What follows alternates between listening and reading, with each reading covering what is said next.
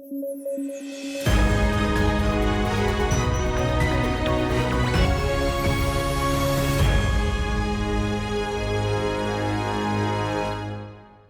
News at 9 programme में आपका स्वागत है। मैं हूं अमृत उपाध्याय। आइए जल्दी से देखें आज की हेडलाइंस। देश में कोविड-19 के मामले बढ़े, नए वेरिएंट का नाम है JN1। केंद्र ने किया सभी राज्यों और केंद्र शासित प्रदेशों को सावधान। 19 दिसंबर 1927 को अशफाकुल्लाह खान, रामप्रसाद बिस्मिल, ठाकुर रोशन सिंह को दी गई थी फांसी। काकोरी षड्यंत्र का लगा था मुकदमा, HRA समूह से थे संबंधित। और अमेरिका ने मल्टीनेशनल सिक्योरिटी इनिशिएटिव की घोषणा की। मकसद है हूती मिसाइल और ड्रोन हमलों को रोकना। गठबंधन में हैं 10 देश शामिल।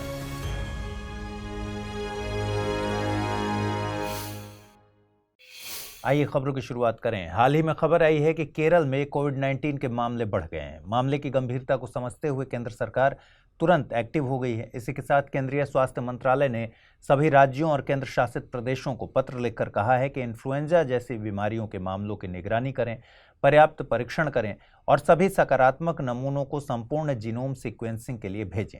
स्वास्थ्य मंत्रालय ने कहा कि केरल में नियमित निगरानी के दौरान नए वेरिएंट JN1 के कम से कम एक मामले का पता चलने के बाद ये कदम उठाए गए हैं। मंत्रालय के अनुसार सिंगापुर से तमिलनाडु के तिरुचिरापल्ली में आए एक यात्री के नमूने में ये वेरिएंट पाया गया। खबर यह भी आ रही है कि गोवा के सैंपल में भी JN1 वेरिएंट के अन्य 15 मामले पाए गए हैं।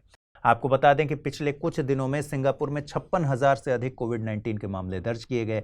नया सब वेरिएंट JN1 चीन भी पहुंच चुका है। आइए समझते हैं JN1 वेरिएंट क्या है।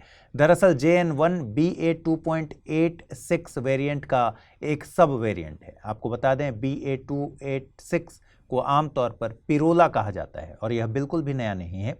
इस वेरिएंट का पहला मामला सितंबर में संयुक्त राज्य अमेरिका में पाया गया था और वैश्विक स्तर पर पहला मामला इस साल जनवरी की शुरुआत में पाया गया था। JN1 सब वेरिएंट में पिरोला की तुलना में स्पाइक प्रोटीन पर केवल एक अतिरिक्त म्यूटेशन होता है। यह पहले से ही शोधकर्ताओं की निगरानी सूची में है क्योंकि वैज्ञानिकों के अनुसार पिरोला में स्पाइक प्रोटीन पर 30 से अधिक म्यूटेशन होते हैं। SARS-CoV-2 के स्पाइक प्रोटीन पर म्यूटेशन इसलिए मायने रखता है क्योंकि वे मानव कोशिका पर रिसेप्टर्स से जुड़ते हैं और वायरस को उसमें प्रवेश करने की अनुमति देते हैं। अब सवाल यह है कि क्या इससे मनुष्यों में अधिक गंभीर लक्षण पैदा हो सकते हैं। फिलहाल इस बात का कोई सबूत नहीं है कि JN1 सब वेरिएंट बदतर लक्षण पैदा कर सकता है या पहले से ही प्रचलन में मौजूद वेरिएंट की तुलना में तेजी से फैल सकता है। हालांकि शुरुआत में चिंताएं थीं कि म्यूटेशन की उच्च संख्या का मतलब ये हो सकता है कि पिरोला अधिक आसानी से प्रतिरक्षा प्रतिक्रिया से बच जाएगा और तेजी से फैल जाएगा। हालांकि ऐसा हुआ नहीं। असल में WHO तकनीकी सलाहकार समूह द्वारा किए गए एक आकलन से पता चला है कि पिरोला और JN1 दोनों उन मनुष्यों को नुकसान नहीं पहुंचा पाए जिन्हें पहले संक्रमण हुआ था और वैक्सीन भी लगाई गई थी। तो फिर वर्तमान चिंताओं का कारण क्या है? देखिए, विश्व स्तर पर पिरोला और इसके करीबी रिश्तेदार JN1 के कारण होने वाले मामलों की संख्या में निश्चित रूप से वृद्धि हुई है।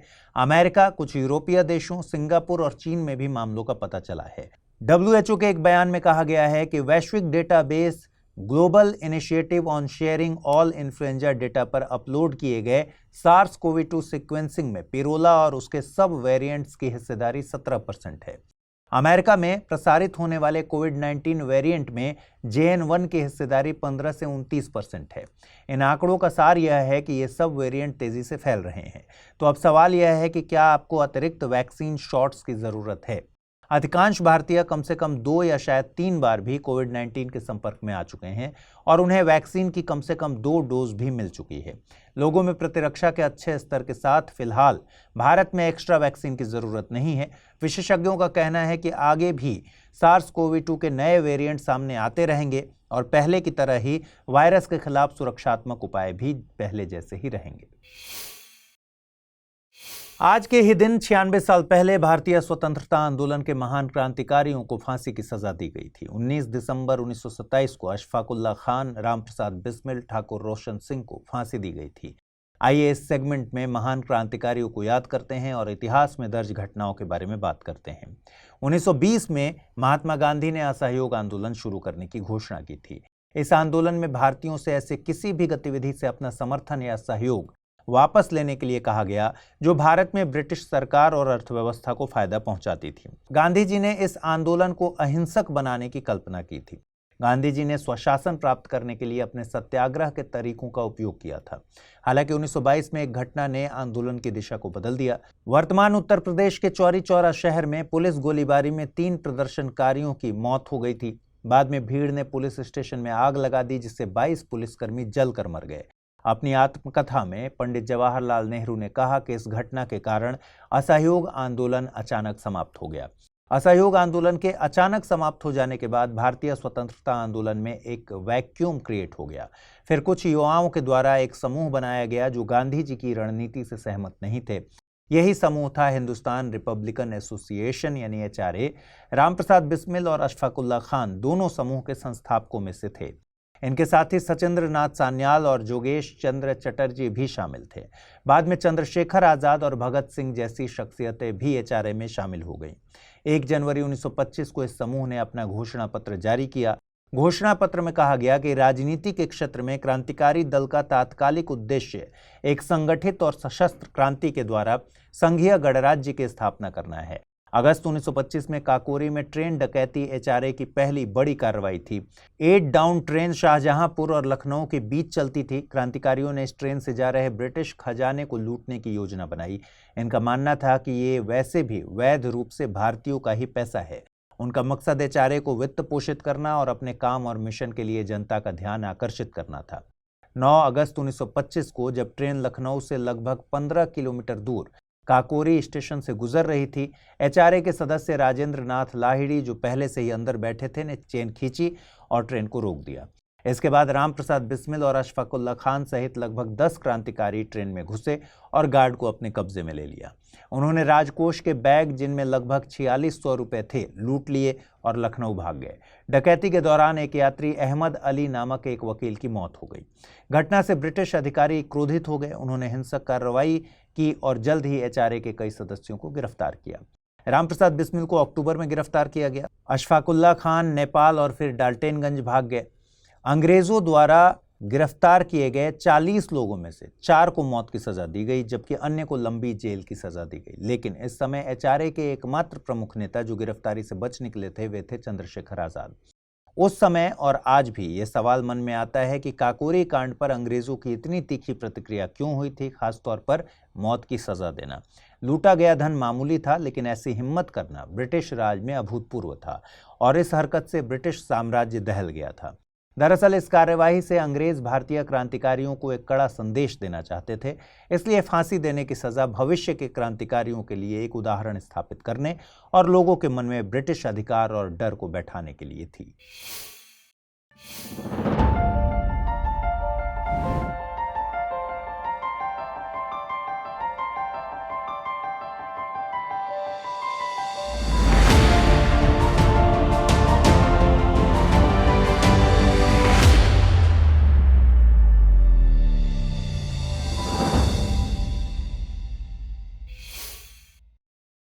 आप आए दिन लाल सागर से गुजरने वाले जहाजों पर मिसाइल और ड्रोन हमलों की खबरें पढ़ते होंगे। इस साल नवंबर से हूतियों ने लाल सागर में विदेशी देशों के स्वामित्व वाले जहाजों को निशाना बनाया है। करीब 3 हफ्ते पहले हूती विद्रोहियों ने एक मालवाहक जहाज गैलेक्सी लीडर पर कब्जा कर लिया था, जो भारत की ओर जा रहा था। इसके बाद हूतियों ने हाल ही में दक्षिणी लाल सागर में 2 और कमर्शियल शिपिंग जहाजों पर हमला किया।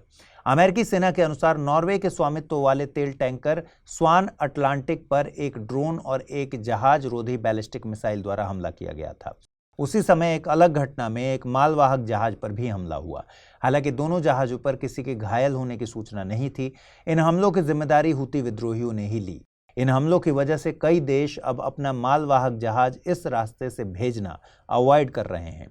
दरअसल हूती विद्रोहियों ने ऐलान किया था कि गाजा के समर्थन में वो दक्षिणी लाल सागर और अदन की खाड़ी में कमर्शियल शिप्स को मिसाइलों के जरिए निशाना बनाते रहेंगे। इस धमकी के बाद अमेरिका समेत कई देश चिंतित हुए थे, लेकिन हाल ही में हूती विद्रोहियों को सबक सिखाने के लिए अमेरिका ने एक ऑपरेशन की घोषणा की। इस ऑपरेशन का नाम है प्रॉस्पेरिटी गार्जियन। इसी के साथ अमेरिका ने लाल सागर से गुजरने वाले जहाजों पर हूती मिसाइल और ड्रोन हमलों को रोकने के लिए 10 देशों के गठबंधन की घोषणा की है। अमेरिका के नेतृत्व वाली मल्टीनेशनल सिक्योरिटी इनिशिएटिव में ब्रिटेन, फ्रांस, बहरीन और इटली प्रमुख देश हैं। अन्य देशों में कनाडा, नीदरलैंड, नॉर्वे, सेशल्स और स्पेन भी हैं। अमेरिका कहता है कि ये एक इंटरनेशनल चुनौती है जो सामूहिक कार्रवाई की मांग करती है। आपको बता दें कि लाल सागर में टैंकर्स, मालवाहक जहाजों और अन्य जहाजों पर हूती हमले बढ़ गए हैं। इन हमलों से वैश्विक व्यापार का 12% तक परिवहन करने वाला पारगमन मार्ग खतरे में पड़ गया है। वहीं हूती की बात करें तो ये यमन बेस्ड टेररिस्ट ग्रुप है जिसको ईरान से समर्थन प्राप्त है। हूती यमन का अल्पसंख्यक शिया समुदाय है। यमन में सुन्नी की जनसंख्या लगभग 60% है और शिया की जनसंख्या लगभग 35%। हूती खुद को अंसार अल्लाह यानी अल्लाह के समर्थक कहते हैं। भारत का आर्कटिक अनुसंधान स्टेशन चर्चा में है। भारत के आर्कटिक अनुसंधान स्टेशन का नाम है हिमाद्री। यह आर्कटिक क्षेत्र में स्वालबार्ड के नॉर्वेजियन द्वीप समूह के न्यू एलिसुंड में स्थित है। हिमाद्री चर्चा में इसलिए आया है क्योंकि हाल ही में खबर आई है कि यह अनुसंधान स्टेशन अब पूरे वर्ष चालू रहेगा। इसी के साथ भारत ने अपना पहला शीतकालीन अभियान हिमाद्री के लिए रवाना किया, जिसमें 4 अलग अलग संस्थानों के 4 वैज्ञानिक शामिल थे। आपको बता दें कि कम से कम 10 देशों ने उत्तरी ध्रुव से लगभग 1200 किलोमीटर दूर 78 डिग्री उत्तरी अक्षांश के पास एक छोटे से शहर न्यू एलिसुंड में स्थायी अंतर्राष्ट्रीय आर्कटिक अनुसंधान सुविधाएं स्थापित की हैं। यहां स्थित स्वालबार्ड द्वीप समूह उत्तरी ध्रुव के सबसे पास इंसानों के रहने की जगह है। यहाँ समस्या ये है कि फरवरी में न्यू एलिसुंड में औसत तापमान 0 से 14 डिग्री सेल्सियस नीचे चला जाता है और जुलाई में अधिकतम तापमान 5 डिग्री सेल्सियस होता है। अत्यधिक ठंड के कारण वैज्ञानिक अवलोकन या नमूना लेना काफी हद तक गर्मी के महीनों तक ही सीमित रहता है। लेकिन भारत की इस पहल से भारत उन विशेष देशों में शामिल हो जाएगा जो सर्दियों के दौरान अपने आर्कटिक अनुसंधान स्टेशन का संचालन करते हैं। आपको बता दें कि ध्रुवीय क्षेत्र आर्कटिक और अंटार्कटिका वैज्ञानिकों को वायुमंडलीय, समुद्री, जैविक, भूवैज्ञानिक, हिमनद विज्ञान और पृथ्वी विज्ञान अनुसंधान के लिए प्राकृतिक घटनाओं का अध्ययन करने के लिए एक प्राचीन वातावरण उपलब्ध कराते हैं। हाल के वर्षों में ग्लोबल वार्मिंग से रिलेटेड रिसर्च ने वैज्ञानिकों को आर्कटिक क्षेत्र की ओर आकर्षित किया है। आपको अतिरिक्त जानकारी के लिए यह भी पता होना चाहिए कि आर्कटिक सर्कल के ऊपर का क्षेत्र 8 देशों Canada, Denmark, Finland, Iceland, Norway, रूस, स्वीडन और अमेरिका का हिस्सा है। ये देश आर्कटिक परिषद बनाते हैं। आर्कटिक क्षेत्र में वैज्ञानिक अनुसंधान आर्कटिक देशों के व्यक्तिगत अधिकार क्षेत्र के अलावा 1920 की स्वालबार्ड संधि और समुद्र के कानून पर संयुक्त राष्ट्र कन्वेंशन जैसे अंतर्राष्ट्रीय कानूनों द्वारा रेगुलेट होता है। भारत ने 1920 में पेरिस में स्वालबार्ड संधि पर हस्ताक्षर किए थे। भारत के स्थायी अनुसंधान स्टेशन हिमाद्री ने जुलाई 2008 से काम करना शुरू किया था। वहीं दक्षिणी ध्रुव यानी अंटार्कटिका में अनुसंधान केंद्र दक्षिण गंगोत्री की स्थापना बहुत पहले 1983 में की गई थी और भारत के अन्य 2 स्टेशन मैत्री और भारती अभी भी उपयोग में हैं। आइए अब जल्दी से देखें आज के रैपिड न्यूज में क्या है खास। हाल ही में वर्ल्ड बैंक ने माइग्रेशन और विकास रिपोर्ट जारी की है। इस रिपोर्ट के अनुसार भारत 2023 में भी रेमिटेंस का सबसे बड़ा प्राप्तकर्ता देश बना। भारत के अलावा मैक्सिको, चीन, फिलीपींस और मिस्र दुनिया के शीर्ष रेमिटेंस प्राप्तकर्ता देश हैं। जब कोई व्यक्ति किसी अन्य देश से अपने देश में बैंक, डाकघर या ऑनलाइन ट्रांसफर के जरिए पैसा भेजता है तो उसे रेमिटेंस कहते हैं। आपको बता दें कि भारत में रेमिटेंस के मामले में खाड़ी देशों में बसे भारतीयों का योगदान अधिक होता है। खान मंत्रालय जल्द ही राष्ट्रीय भू विज्ञान डेटा रिपोजिटरी पोर्टल को लॉन्च करेगा। यह पोर्टल देश भर में भू स्थानिक जानकारी तक पहुंचने, साझा करने और उसका विश्लेषण करने के लिए एक व्यापक ऑनलाइन मंच होगा। इस पहल का नेतृत्व भारतीय भूवैज्ञानिक सर्वेक्षण और Bhaskaracharya institute of space application and geo informatics द्वारा किया जा रहा है। अभी हाल ही में आइसलैंड के रेगजेंस प्रायद्वीप पर तीव्र ज्वालामुखी विस्फोट हुआ, जिसके चलते यहां इमरजेंसी लगाने की घोषणा की गई। आपको बता दें पिछले कई समय से आइसलैंड में भूकंप के कई मामले दर्ज किए गए थे, जिसके बाद ज्वालामुखी विस्फोट की यह घटना सामने आई। रेगजेंस प्रायद्वीप आइसलैंड के दक्षिण पश्चिम में स्थित है। बीते दिनों माल्टा के एक समुद्री जहाज को अरब सागर से हाईजैक कर लिया गया था, जिसके बाद भारतीय नौसेना ने इस जहाज का रेस्क्यू किया। माल्टा भूमध्य सागर में स्थित एक द्वीपीय देश है जिसे माल्टा गणराज्य के रूप में जाना जाता है। इसमें 3 प्रमुख द्वीप शामिल हैं, माल्टा, गोजो और कोमिनो। इनमें माल्टा सबसे बड़ा द्वीप है। भौगोलिक स्थिति के अनुसार यह द्वीप समूह ट्यूनीशिया के पूर्व में और सिसिली द्वीप के दक्षिण में स्थित है। भूटान के राजा जिग्मे खेसर नामग्याल ने हाल ही में भारतीय सीमा के पास एक मेगा अंतर्राष्ट्रीय शहर गेलेफू स्मार्ट सिटी परियोजना की घोषणा की। यह स्मार्ट सिटी लगभग 1000 स्क्वायर किलोमीटर में फैली होगी। इसका लक्ष्य एक आर्थिक गलियारा बनाना है जो भारत के पूर्वोत्तर राज्यों के माध्यम से दक्षिण एशिया को दक्षिण पूर्व एशिया से जोड़ेगा। यह भूटान को दुनिया से जोड़ने और देश के भविष्य को आकार देने वाली परियोजना होगी।